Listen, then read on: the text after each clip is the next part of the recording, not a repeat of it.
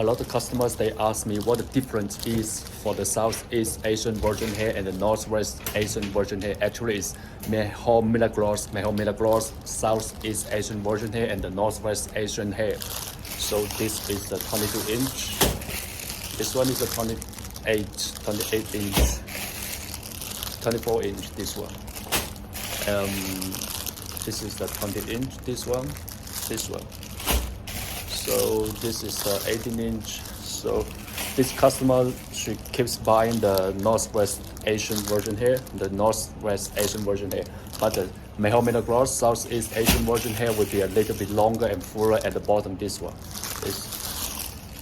You know, I always sell the good quality hair and I don't sell very bad quality hair, as you can see for the over 10 years like this one.